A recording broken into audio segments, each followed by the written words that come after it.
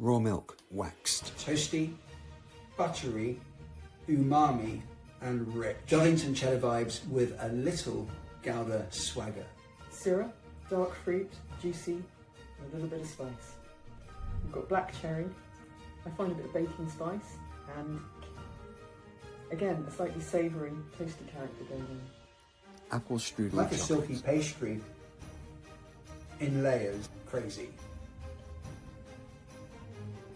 It shouldn't work, but it really does work.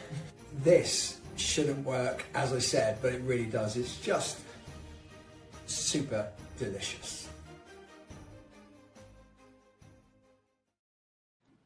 Good evening, everybody. Good evening, everybody out there. We have got Katherine and we've got Fritz online. We're just waiting, hopefully, for James Quince from Doddington to join us. Been blowing a hoolie up in Cumbria, right now, and we are trying to get connection with James right now. But in the meantime, let me introduce you to Fritz. Fritz, say hi. Hello. Let me introduce you to Katherine, our MW, resident MW. Hi, Katherine. How are you doing? I'm very good. Hello. Good stuff. So tonight we're going to be trying Pure and Hazel chocolates. It's an apple strudel chocolate. And for some of our Cheese Crowd members, you'll already know that you've got an extra one in there as well, which is a raspberry one. What style of raspberry is that one, Fritz? It's a raspberry paired with pistachio. It's a pistachio gandouille at the bottom. On top is a raspberry jelly. And it's just the acidity plus the earthiness of the pistachio just work perfectly nice together. Fantastic. So a little bit of a bonus in there for you, ladies and gentlemen. We got an extra chocolate, which is always good. We always need an extra chocolate in November. It's nearly December. Chocolate's all over the place. But chocolate isn't just for Christmas, ladies and gentlemen. It's for all year round. So we've got a beautiful wine tonight, the Liberator Syrah, the Francophile. That's going to be really exciting. Katherine has paired that. And then, of course, you've got our lovely cheese man, James Quince, is going to be joining us soon. So welcome to all of you, our new Cheese Crowd members. I am James, a.k.a. the Bucks Cheese Guy. This is a fabulous tasting. I'm just going to say goodbye to my friends for a second. Sorry about that, Katherine. You're going in the green room for a second. I'm going to say goodbye to Fritz as well. So it's a fabulous tasting as we learn how one cracking, rich, hard cheese, one truly exceptional chocolate, and one wine showing just how raw milk cheese, handmade chocolate, and great wine truly connect. You will also find some fabulous shortbread biscuits from the New Forest. These are apple and fennel, perfect with this particular style of cheese as well. Apple and Gouda, or Gouda, as the Dutch will call, goes particularly well together. So these will be our biscuits every single month. They are our biscuits of choice for the Cheese Crowd. So you always get a packet of those beautiful biscuits in there as well. So James Quince from Doddington Dairy will hopefully be joining us in just a moment. Fritz Swartz from Pure and Hazel, I just introduced you, and Katherine Dartmaster. Let's get into the booklet and see what's special about it. Now, you've got a booklet, everybody. That booklet is really cool. It's going to be able to help you taste and learn how to taste properly as an Academy of Cheese trained associate. So we're giving you the secrets of how to taste cheese properly. Big news as well. We are supported and working with Slow Food, which is really exciting. Also thrilled to be using the Academy of Cheese structured approach to tasting cheese, which you will find on the back of your booklet. If you'd like to learn a little bit more about the booklet, etc., and what's on the back, just ping me an email, james@therealcheeseproject, just on screen now, .co.uk. Well, firstly, this month, the booklet is supersized, but most importantly, it leads you to the Bites digital blog as well. So within your booklet, you'll see QR codes that lead you to the stories in full about tonight's tasting, which are also live on Instagram right now, which will lead you directly to the stories on our digital media. Just scan the QR codes to link in or go to the Real Cheese Project's website. On the back page of the Bites booklet, you will find a tasting card that I've been speaking about. I will now explain how to use it when you're tasting our hero cheese. It's part of the structured approach to tasting cheese as set by the Academy of Cheese. So if you look at your little booklets, ladies and gentlemen, take them out, have a little look. You will find that on the back of them, you've got a few questions. The first questions are the rind, and what we need to assess with the cheese, which we're going to look at right now, is, has this cheese got a rind? Is it a dry and natural rind? Is it white mold? Is it other mold? Is it washed rind, organic or inorganic, for example, wax? Now, on the outside of this cheese, as you'll see, there is a coloring, and that is a wax that's been put on the outside of the cheese. So that's an inorganic outer. So you mark that as an inorganic outer. We look at the paste. The paste is what we call the inside of the cheese, just here. What is the paste? What does it look like? Is it even? Is it crumbly? Is it moussey? Is it crystalline? Is it holy? Is it bluing? Or has it got cracks running through the cheese? Now, my cheese here is fairly dense and fairly clean. There is a little fissure there, a crack where some air's got into it, where it's had a little bit of air, which has caused and created that mark just there, that blemish. Apart from that, it feels and looks fairly clean. It looks like there's some crystalline in there as well, those tyrosine crystals as it's aged. That's the whiter parts you can see in the cheese. So I'm going to mark that down as crystally, and a couple of cracks, so crystal and cracks for mine. The aroma, the next thing we do is we look at the cheese and we give it a good old sniff. And what are we picking up from this cheese as we smell the cheese? I'm getting a kind of intense, slightly sweet fungal note, and yeah, more intense, more fudgy. I would probably suggest on your notes at the bottom of the page here, put what you're getting on smell. I'm getting fudgy, I'm getting caramel. It's a really pleasing, beautiful smell I'm getting from that. So the taste is the next thing. Grab a piece of your cheese. Here's your cheese. Is it sweet, savory, acid, salt, or bitter? So mark down what you're first getting with this cheese. And it could be all of those things, but what's the most prominent taste you're getting? And for me, I'm picking up a beautiful savory sweetness. It's kind of in the middle, a savory sweetness. And the complex flavor, as we move down on the page,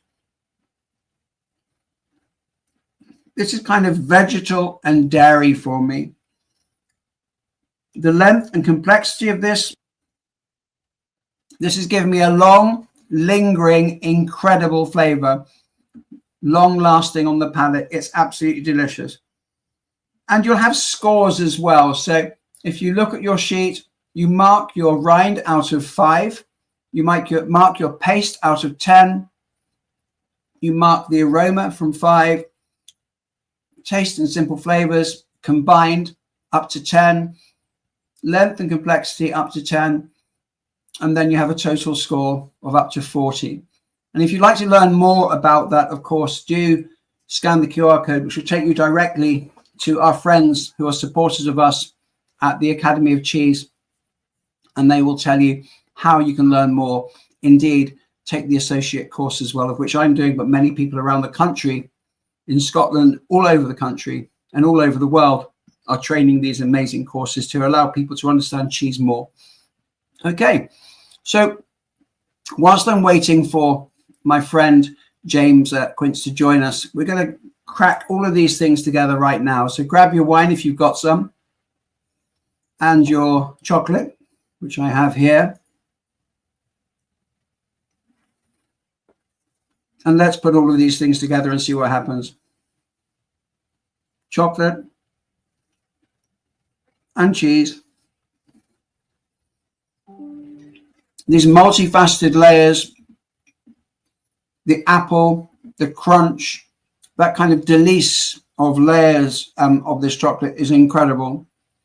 Pairing beautifully with that sweet caramel note from the cheddar, Gouda style that Doddington is.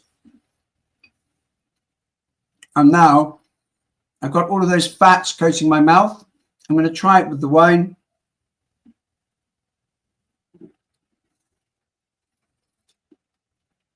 There's a really amazing harmony. Katherine and I did this, as you saw the little video we did prior to start this evening.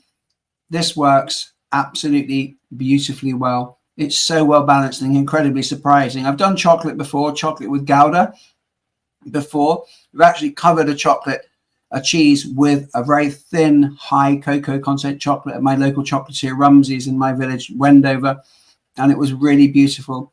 This is very different. We're doing an apple strudel chocolate with a piece of cheese with different layers and different harmonies. I think this is a cracking thing that's going on here. So do put in your comments, ladies and gentlemen, what you think of this. I'd be interested to know. So let's give the talk. Let's go straight to the cheese. I think we should do that right away. I'm going to bring my friends back on, as James hasn't quite joined us yet, and bring on Fritz, and I'm going to bring on Katherine. Here we go. We're all on stage here, Katherine. We're going to talk about this. I was making my notes. Really cool. Well done. This cheese is a Gouda or Gouda style cheese with a nod to cheddar. Well, cheddar, it's Doddington. It's a cheese from Cumbria. It's a very, very special cheese. The family have been making this cheese for many, many years, and this is their first cheese that they made. Painted in a strong red coloring, red wax, which everybody recognizes. It's very handmade, really beautiful. It's a hard cheese. And it's also the way that we make this cheese is by taking out some of the whey. So if you imagine the milk comes in from their herd of cows in the mornings, we put this into the vat, which is the big vat, and we add the cultures to it, and then we add the rennet to it to coagulate to make the curd, or the junket as we like to call it. When we're happy and we've cut the curds to lose as much of the whey as we need to, we also take out some of the whey. Taking out some of the whey and replacing it with water. And the reason why we're doing that is to stop the acidification. So you're removing some of the lactic acid and you're preparing a cheese in such a way that it becomes slightly sweeter. So your Goudas are slightly sweeter as a result of removing some of those whey. Removing the whey is removing some of the lactic acid. So what you're getting with this cheese is a sweeter, more caramel, more deep, complex, and unctuous flavor. So Goudas are generally more caramel, more sweet, more fudgy, and that's what I'm getting from this cheese. It's a delicious cheese. It's got a heck of a lot going on for it. It's got a very long, lingering, beautiful flavor with fat that really coats my mouth. What do you think of this one, Katherine? I would agree. You'd be pleased to know that that's what I wrote down. I wrote sort of fudgy treacle toffee kind of characters. But even now, I mean, to be fair, I ate quite a lot of it earlier, but I can still taste it. And when I taste wine, for me, that's one of my markers of quality, is that lingering flavor. And it achieves that. And I guess that's partly that sweetness and that fat component, but it's also, I think, just the innate quality of the milk probably that they've used. Yeah, I mean, the quality of the milk is the most important thing. It's the terroir. It's obviously what those cows are grazing on. Yeah. Which contributes to the fat, contributes to the fiber to ensure that this cheese is great. And Fritz, from your opinion, what do you think? So for me, when I bit into the cheese, as you said before, it's a hard cheese, so it's a little bit harder when you bite into it. But the moment it lands on your tongue, it just melts on it. It almost goes creamy for me. And then I just added some of my chocolate to it as well, which just easily also as much, just melts on your tongue, and all these flavors come together. Is how can I explain it the best way? For me, it feels like a symphony in my mouth. So it worked really nice together. No, it's a sensational cheese. It's a sensational cheese. Now, we're still trying to get James on, but what I'm going to try and do, ladies and gentlemen, is get him on my mobile phone, and we're going to talk to James now and ask him a couple of questions about this incredible cheese. So I think this will work, but I'll have to mute myself, which isn't going to work. So I'm going to be very, very quiet.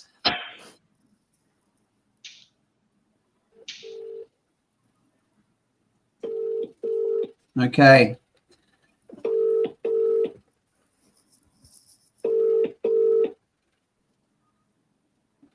Hello. Okay, can everybody hear that? Yes. There's no echo out there, is there? Not so far. Not so far. Okay, cool. James, welcome to the Cheese Crowd. Obviously, very sadly we haven't got you on screen. We've got quite a lot of people watching on YouTube. Let's try and interview a cheesemaker over iPhone and over StreamYard all at the same time. Thank you, everybody in the Cheese Crowd watching. I'm sorry about this. Is a technical thing. There's a bit of a wind in Cumbria at the moment, which is causing the internet to down at this moment in time. We're in Northumberland, so we're even further north in Northumberland. Here we go. So we're going to ask you a couple of questions here, James. So let's go, James. For anyone new to Doddington, what is it about your farm, your herd, and raw milk that gives this cheese its unmistakable character? I think initially, like you said, the fact that it's a raw milk cheese from our own herd with our own pastures gives it that very unique flavour. My uncle is adamant that our flavours come from our grass. That we've kept the herbal lays in the fields for generations. Really, my family's been here since the 50s, and not much has changed. That's brilliant. So you're basically staying true to character. Yep. We've not changed an awful lot. And Doddington has a really beautiful balance of alpine depth and British terroir. How intentional is that style, and how much is simply the milk expressing itself on the day? I would say the recipe itself, we did take a lot from British territorial cheeses. It's kind of a Leicester cheddar hybrid. But my uncle is a big fan of the alpine cheeses as well, so he did like to try and make it a nice hard cheese.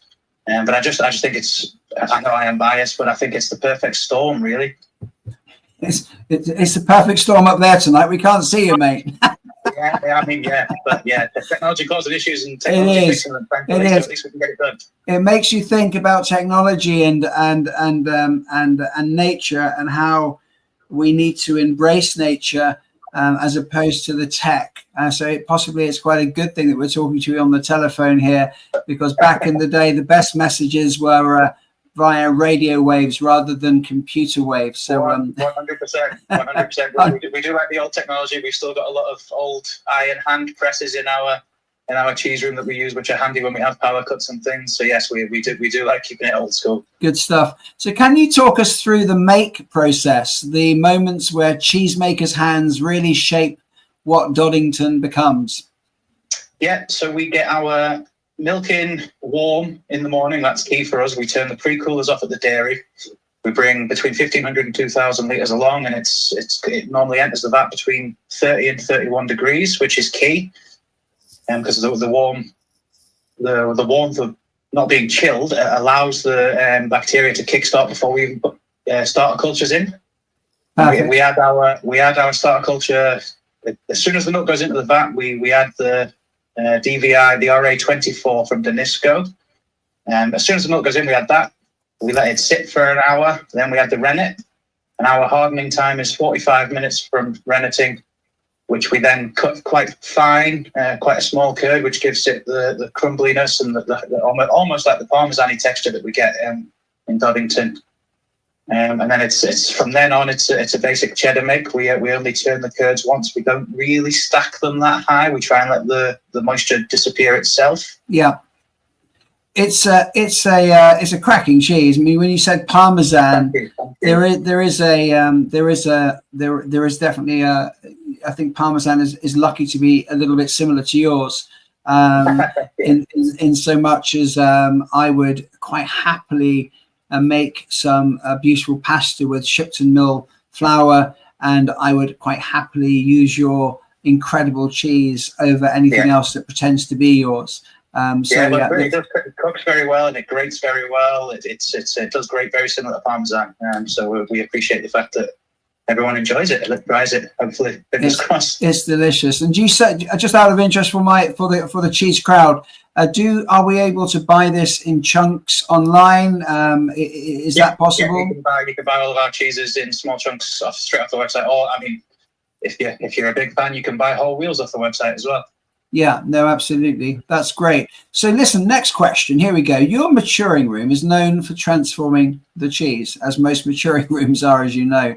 What happens in that environment that brings out those kind of nutty, layered, caramelized notes? So what actually happens in that room? We've got this cheese. It comes in young. It goes on a shelf. You painted it in your red wax. What happens in that time to make it nutty, tyrosine layer, those crunchy bits in there, and caramelized notes?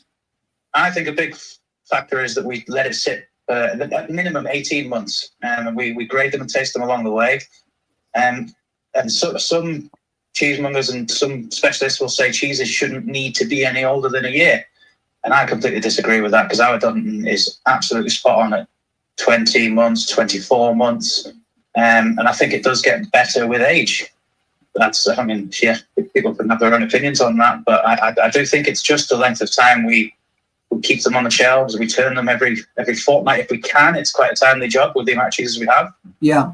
But we try and turn them once a fortnight if we can. And I just think keeping the room nice and moist, lots of water on the floors. Temperature has to be between 10 and 12 degrees. And I mean, I don't know the in-depth sciences of what happens too much really. But I just think everything we do makes a great cheese. So does Katherine MW stuck a question out there, which is something I was about to ask you as well for the audience, for the cheese crowd, moreover. But what does the churning do for the cheese? Keeps, well, for us using the plastic coat waxes, the main point is it stops the wax sticking to the shelves, because after a while, if the moisture comes to the surface, it can stick to the shelf, and you get bits of cheese that rip off, which just makes the cheese not look very nice. But it equates the moisture, because the moisture in the cheese will head to the bottom of the cheese. And so we turn them just to try and keep that nice and level and flatten out. Okay, so it's a really important function. Important function. Yeah, they have to be turned a lot as often as we can. And it's the same. Doesn't happen all the time, but it has to be. And I'm guessing it reduces as the cheese gets older. You don't need to turn it quite as much.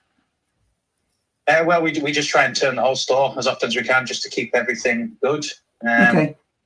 I couldn't tell you if that does make a difference or not, but it's something that we do. So I just, I think it probably does make a difference for ours. No worries. And to the crowd out there, cheddar cheese is 25 kilos, a different size. What size are Doddingtons when they're made? We make them in 2 different size wheels just for storage and different customers, but we have 5 kilo wheels and we have 10 kilo wheels made in the Cordova Gouda molds. Fantastic. And I've just been, I'm wearing ladies and gentlemen, look at this apron. This is from the World Cheese Awards in Switzerland.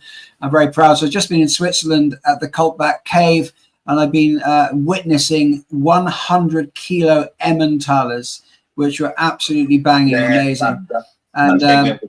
Incredible. And they would roll those, of course. So they're great to roll, great to store on ships. So that's why we have those shapes. So they're easier to transport and to stack and store. So that's why you get those big cheeses. Yeah, that was it. Exactly. And they were hard enough that if they did move around and bash into each other, they didn't break. Absolutely right. And if you would have seen my mate Andy Swinsko recently doing a little talk about the big round cheeses, the Goudas, and why they were stored and made in those sizes. But also, one of the cheeses in the background of his talk was our Berwick Edge. I think I spotted that one. Oh, well done you. And I know that the mountain folk up in the Alps would make their cheeses in big rounds as well for storage. And so you'd have big cheeses that would come down and possibly share that big size with a community of people, 100 kilos of cheese. So it made a lot of sense. The largest format we do in the UK is 25 kilos that I know of in the UK. Yeah, I don't think I've seen many bigger than that. Which are your cheddar cheeses. So, James, final question. What does it mean to you to see Doddington explored in depth like this and celebrated as a hero cheese with the Real Cheese Project? I mean, it means everything. That's why we do it. We do it because we enjoy it and we love it. But when I do lots of farmers markets and Christmas markets, hearing people say out loud, "Wow, that's really nice," that's what makes it enjoyable for us. We wouldn't do it otherwise. We wouldn't make it just for the sake of making it. People have to enjoy it, and luckily people do. I think something very poignant. It's so sad that we can't see you. Really sad. I'm sorry. I'm just glad we can do this and people can actually get to hear me. Can, I'm not Fritz, sure can you what's pretend to be James or something? Is that possible? Or not? I'm gonna try. I think you just hit the nail on the head for me, which I thought was quite wonderful. I think Fritz is changing into James right now. I'm not sure. Here he is. Sorry.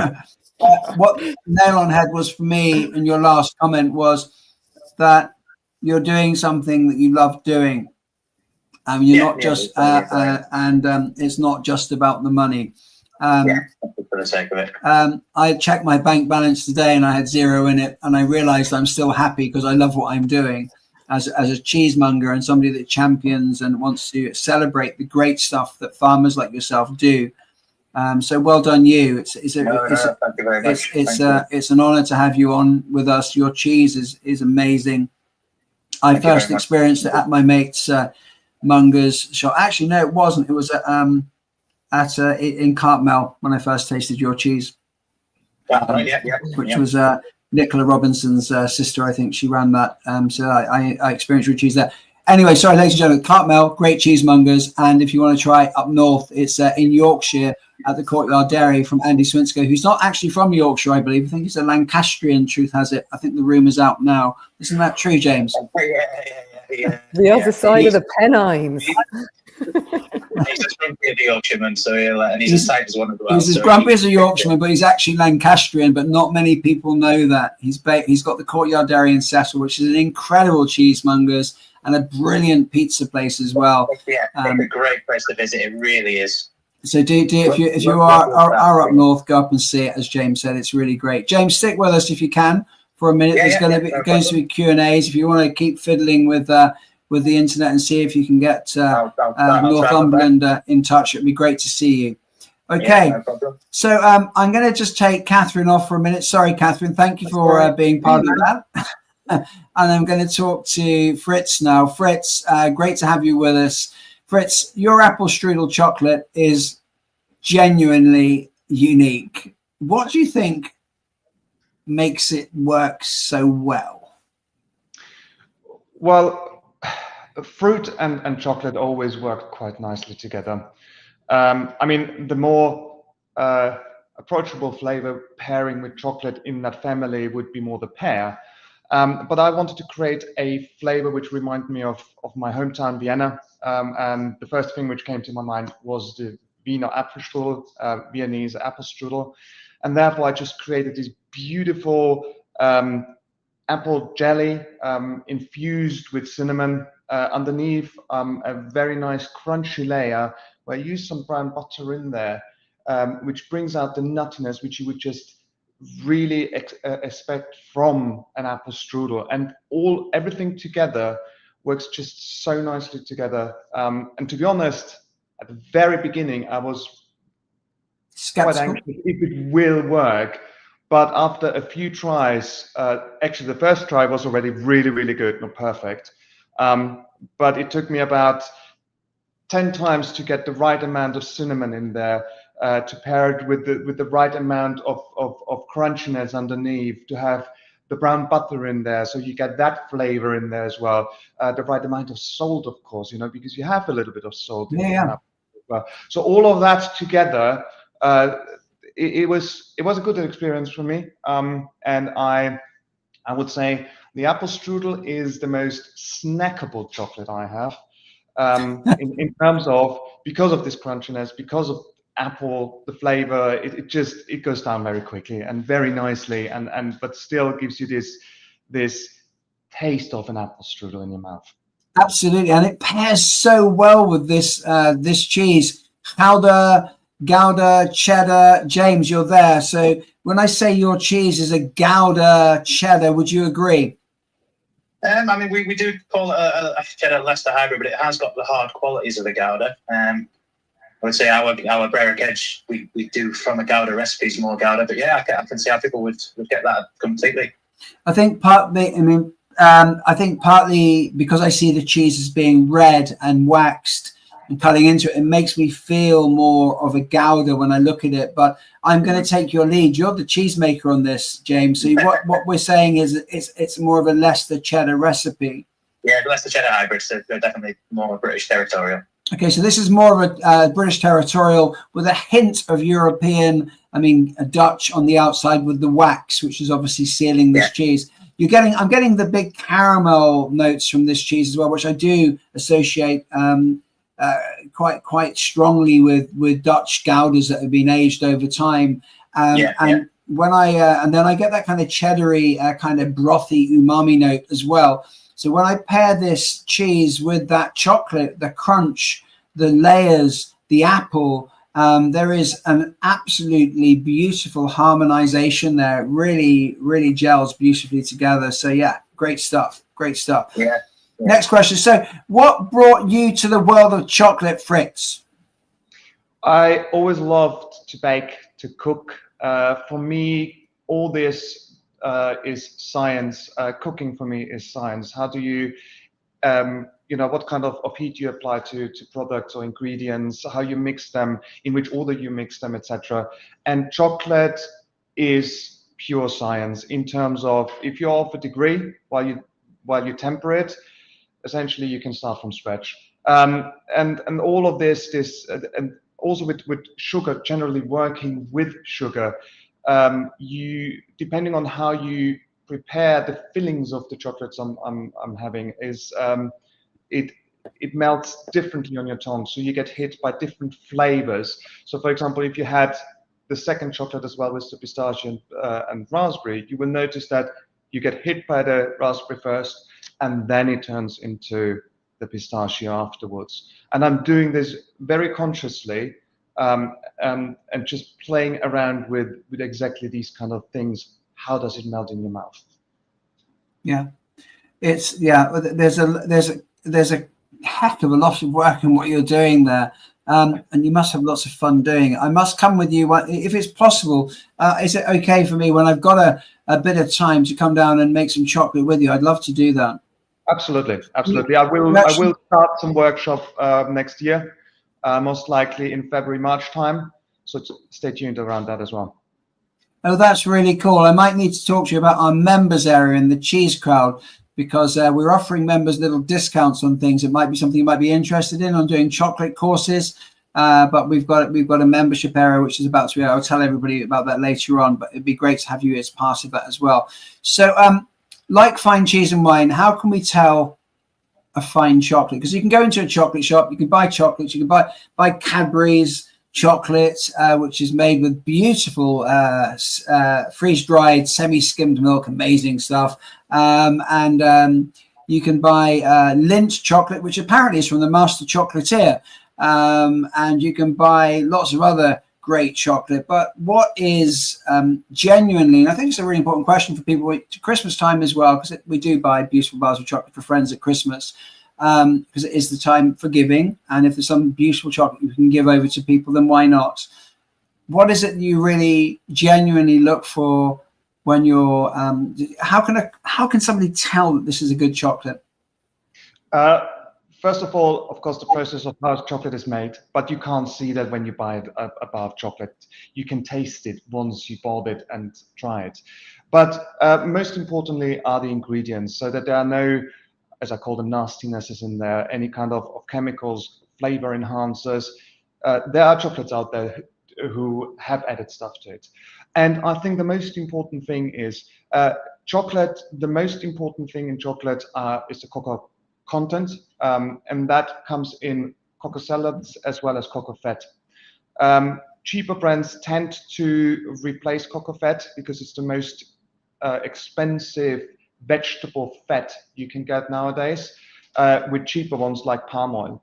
And when you compare a high quality chocolate with pure cocoa fat in there compared with palm oil, for example, you will instantly taste a certain kind of greasiness on your tongue. It's not melting the same way. So that's one part. That's a very huge part. But then as well, what comes from the processing, there is a process during the creation of chocolate, after grinding it, after having it in a paste. It's called congeing. Congeing is a way of reducing the acidity within chocolate. Chocolate itself is very acidic, when you just get it and grind it down. And it adds also oxygen, so it's an oxidation process as well in there. And what it also does is it creates a certain scent. So if you smell chocolate, you have these beautiful nut flavors or scents, vanilla scents in there, this amazing cocoa scent when you just take a little sniff from it. So that it's you will instantly notice just by the scent if it's good or bad chocolate. Okay, well, ladies and gentlemen, that's an amazing take home for anybody to learn a little bit more about chocolate. I think, as you just suggested there, look at the ingredients, look at the cocoa fat, which would be really cool to have as well. And high solid content as well, cocoa solid content, which makes so all the solid content, yeah, which makes all the flavors, the aromas in there. That is definitely one thing which you should have a look at. Everything under 20% solids is not good. Anything where you find any kind of other fats and oils in there, that's a compound chocolate, which is not real chocolate anymore. So stay away from that if you really enjoy proper chocolate.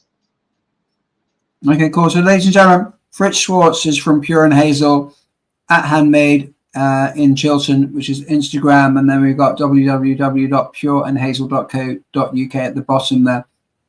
Do please check out, if you haven't seen Fritz before, and wherever you are in the UK, Fritz is a very small producer.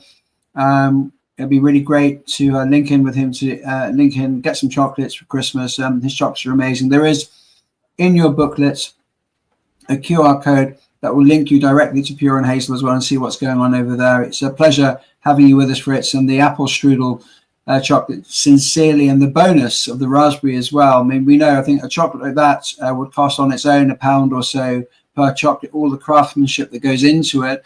I was in Switzerland recently for the World Cheese Awards, and I was buying chocolates like that for £1.50 or two Swiss, two whatever it's called, the equivalent of £2 per little chocolate. So this is a lot of work, a lot of dedication, and again, a lot of love for what you do. Clearly, you're very passionate, so it's so cool that you're aligned with what we're doing at the Real Cheese Project. Thank you very much, Fritz. Thank you very much as well. I'm going to just take you off. Stay with us. I'm going to bring on Katherine Dart. Katherine Dart, how are you? I'm good, thank you. Good to see you. We nearly missed you tonight because there's been some situations on the motorways out there. Yeah, a bit of a funny evening. Made it back though. So James is with us, which is great. He's on the waves. Hi, James. How you doing? Yep, still here, still on the phone. Still there. It's all good. It's all good. I hope you got a beer or something, or a wine in the background there. Yeah. So, Katherine, you've chosen a Syrah tonight. It's got a certain freshness and lift. What's in Doddington's flavour profile guided you towards this wine in particular tonight? I wanted to find a wine that would complement that nutty, savoury character, but also work with sort of that sort of fudgy caramel character that you get in the cheese as well, and something that wouldn't overpower it. So those were sort of, when I first tasted the cheese, they were the things that came to mind. And I went with that Syrah because it's always gloriously accessible. It has freshness to it, but it also has really ripe fruit because it's from South Africa. So you sort of got the balance of New World Sun, but also made in a more francophile French style. So you've got freshness coming through as well. And the tannins aren't too jarring, because also I was factoring in things that would also work with Fritz's chocolate, and chocolate and wine is always really challenging to match. And so I wanted something that would have sort of those spicy undertones. So that bramble and spice that works so beautifully with the cheese would also work well with the flavors, that the burnt butter character that he puts into the strudel element of the chocolate, and the cinnamon as well in the apple, and also that milk chocolate character, because Syrah, as a grape variety, when it's made into wine, often has notes of things like mocha or chocolate when you see tasting notes. So that's why I went in that direction, and also because I genuinely think this wine is really good value for money. $12.50. Yeah, it's really good value. You get a lot of bang for your buck, and something that you can enjoy with a huge range of foods, and enjoy on its own. As I think someone kindly observed, it is a wine that you can just sort of enjoy a glass of. I mean, I'd have that on blood grouse. Yeah, I'd have it with grouse as well. Yeah. It would work. It's got a freshness, it's got a depth to it, it's got that peppery cut to it as well. So it would go with game beautifully, wouldn't it? Yeah. It's really versatile wine. So hence that kind of dark chocolate notes, that mocha kind of where you get. I kind of get that. Works really well. And the caramel notes from the cheese. It's just perfect. We were you saw the intro video, ladies and gentlemen, at Cheese Crowd. It genuinely was. There was no edits. That was like, it shouldn't work. But, especially when we put the chocolate into the equation, because we were both a bit nervous and we were like, oh my God, this is delicious. More of it, please, Fritz. We're going to be buying chocolates for you for Christmas. That's chocolate. Someone's made about the advent calendar there in the comments, and we've got some of those advent calendars coming to this house as well from Fritz, because his chocolates are so good. Yeah. Fritz, can you put me down for 2, please? I've got one for my brother-in-law and one for me, but note those down. That's happening. That's cool. So what should people be paying attention to when wine, cheese, and chocolate come together? Is there a sequence or a moment that really sings, do you think? What I think you're hoping for when you taste, it's always hard when you throw something sweet into the mix, but what you're hoping for is that there's a freshness, there's a fruit profile in the wine that complement all the elements, but a freshness that cuts through the protein and the fats, which makes you want to come back and have more. So particularly when it comes to the wine and the cheese, the freshness in the wine, and possibly in this case, a bit of tannin, those elements cut through the richness and the fat in the cheese, which means you're ready for another mouthful of cheese, and then you're ready for another mouthful of wine. And so it's the things all coming together. And with this occasion where we put chocolate into there as well, again, it helps cut through. And having a red wine, I think, is better, because you don't want something cold with chocolate, because it changes the texture in your mouth. And obviously you're having this more at room temperature, so you can move between the elements that you're enjoying and gain pleasure from all of them. And hopefully when they come together, get a moment of excitement. Well, very exciting, very excited. I'm going back for more all the time. So from a master of wine perspective, what's the value of pairing a single cheese this deeply? What does it teach people about flavor? What does it teach our cheese crowd about flavor, structure, and balance? I think for the wine and the cheese, but as all the condiments as well that you bring into the equation with the cheeses that you match at the Real Cheese Project, all of the stuff, I think it gives people a chance to really explore how we react within our mouths, both our olfactory and our organoleptic senses, to flavor and aroma and texture. And it gives people a chance to really discover what brings them joy. And sometimes you can taste something that might not quite fully tick a box for you, but actually in a way it does, because it means it's something else that you could potentially eliminate and you can move on to something else. But it's really a whole idea of exploration. You're trying new things, you're discovering new flavors and new flavor combinations, and how do they work when they're all put together? Because that's all we can do. We only know what's happening inside our own heads when we taste something. So it's really going on an adventure. That's what I find. And I also find it deeply fascinating. It's lovely to find a wine that works across a cheese board, but that sort of, maybe it's the nerd in me. That geeky individual matching always brings me joy. The nuances. Yeah. We've had a couple of those recently over the last few months, haven't we, with lots of tastings we've done. And this has been a particular boom as well. Ladies and gentlemen, Cheese Crowd, Katherine MW from Grape and Nectar, at Grape and Nectar on Instagram. Do check out Grape and Nectar, which is an incredible online opportunity to purchase ridiculously brilliant wines for Christmas. There's only 450 masters wine in the world, and you can buy a box from Katherine Dart, which is a really amazing thing. So do check her out, see what's going on. We do have a cheese and wine box that's going on. Katherine and I put something together as well this year. It's a bit secret, but that is happening, and there's going to be about 10 or 15 boxes available. What are we doing, Katherine? Yeah, about 10 or 15, we might be able to stretch it to 18, but between 10 and probably. Yeah, I think. And I've got a feeling that we might stick a chocolate in there as well. I just had an idea. Oh, there's a few flavors that would be really good. Yeah, so let's have a little chat to Fritz about that when we next speak to him. Thank you so much, Katherine. Now I'm going to bring everybody back on, and that's including yourself, James. We've got a few questions now coming up, which is brilliant. So let's have a quick look at this one. We've got Sandra, who's just come in. Let's show this one. Sandra Brennan, thank you so much, Sandra, for your question as well. Does the size of the cheese affect the flavor or length of time to mature? Does the size of cheese affect the flavor or length of time to mature? I would say it definitely does. They mature at similar rates, but I think larger cheeses as a whole keep their flavour better, and you get better flavours from the larger wheels. The smaller wheels do taste just as good, but I think we will potentially look at just moving everything we make into the larger size, just because the quality is slightly better. Fantastic. And a question from me to you. Does that answer your question, Sandra? I think that's pretty cool. Question from me to you is how many other cheeses do you make at your beautiful dairy up there? We do 8 lines. So we do the 2 very hard cheeses, the Doddington and the Berwick Edge, which are like cheddar and Gouda. And we do Cuddy's Cave, which is a Dale style cheese, quite a simple carrot-like lemony sort of. It's probably the mildest we do, but it's still not a very mild cheese. And then from the make of the Cuddy's Cave, we do smoked. We do Admiral Collingwood, which is a washed rind, washed in Newcastle brown ale. Yeah. Oh my God! Really? Yeah. Can you just say that again more slowly, please? So we do a washed rind version of the Cuddy's Cave called Admiral Collingwood, and we wash the rind in Newcastle brown ale. Oh. Holy Maloney! And what does that taste like? Give us a flavour profile on that one. It's quite a strong flavour, very pungent, because the bee linens in the atmosphere react very well with the alcohol. So it's quite a tangy one, but it's very. If you like strong cheeses, it's quite nice. Now the bee linens to the cheese crowd. Some of you might not know what bee linens. That's Brevibacchus linen. It's kind of a yeast that gets quite funky and loves a bit of salt, doesn't it?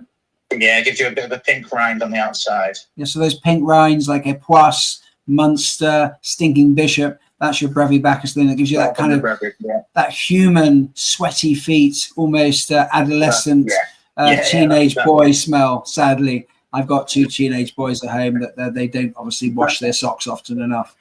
But that's that human smell. There's a story that comes about bee linens as well, which is quite an interesting one, where the monks, when they made their cheeses, they would have sweated into those copper vats when they're heating up the milk.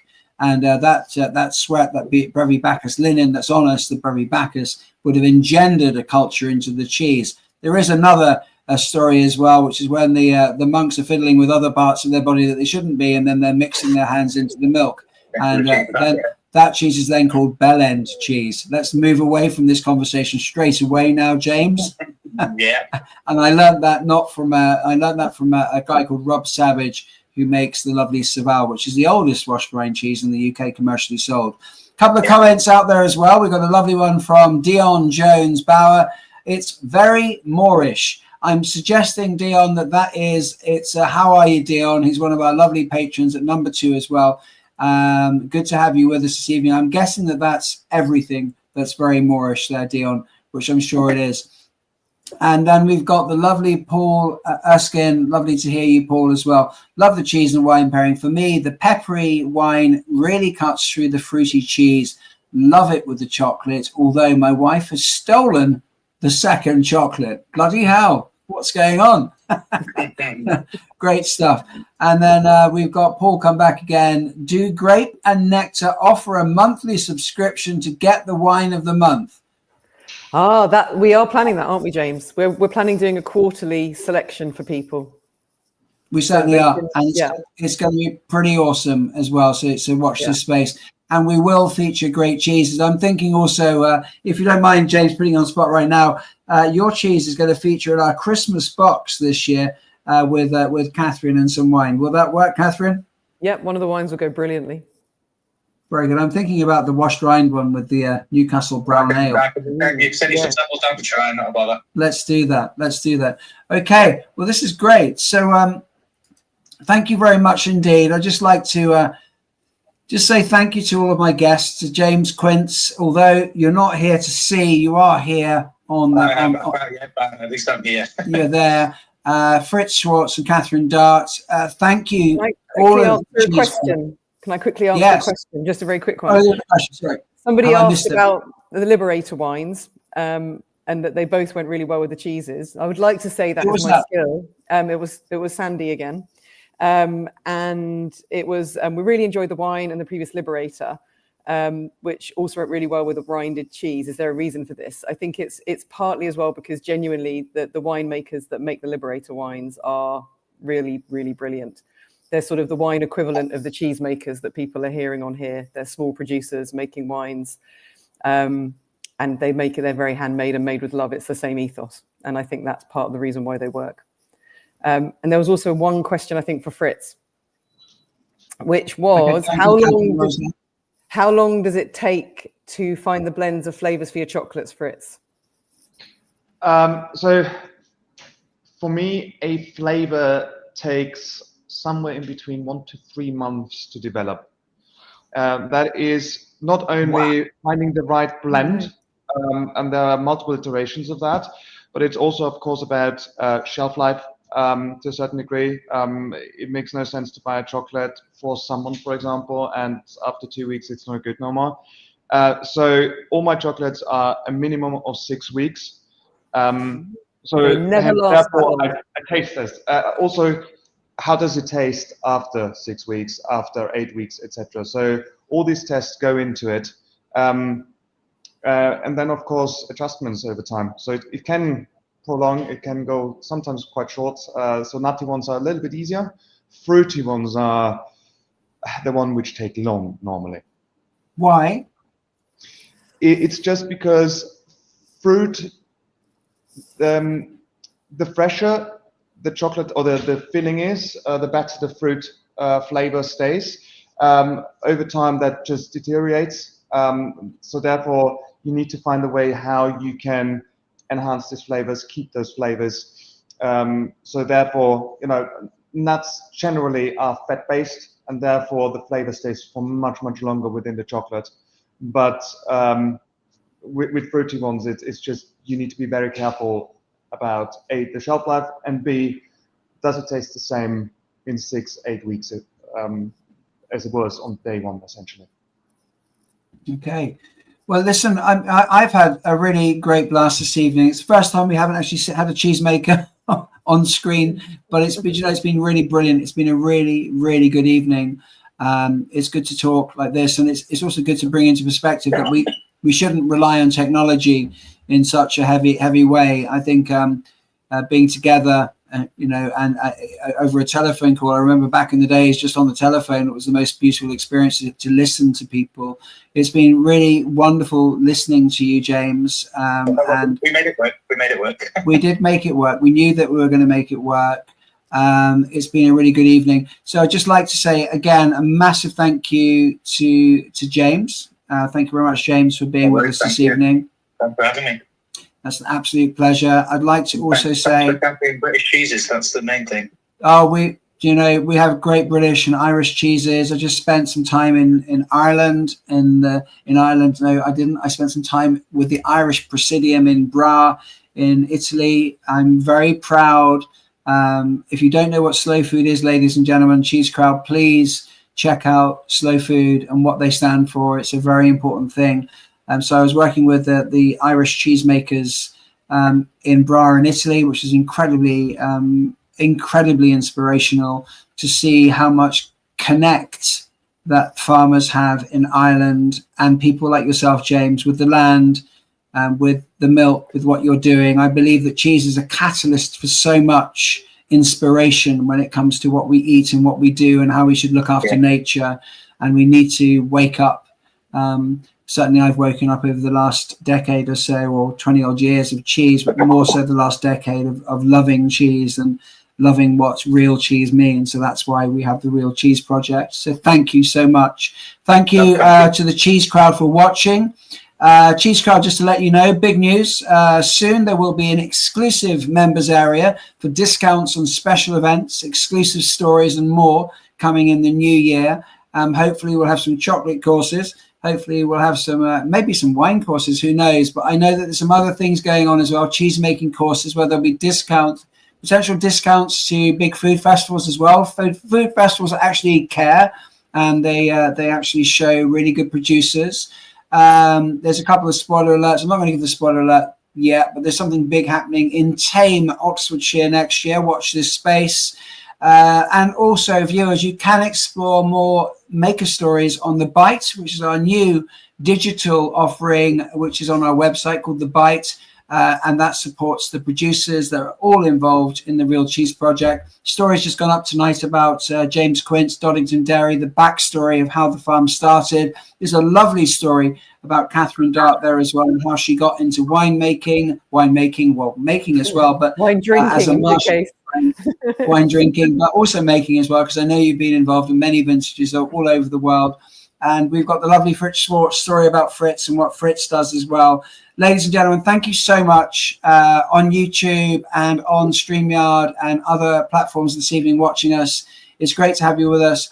All I ask you to do is keep it real, support small, support local. Come down to Wendover tomorrow night. It's the first slow food market in Buckinghamshire ever held in Wendover, which is going to be lots of fun, really exciting stuff. Ladies and gentlemen, I am James Grant. This is Katherine. This is Fritz. This is James. We say goodnight. And my last thing I always say to everybody is, may the cheese be with you.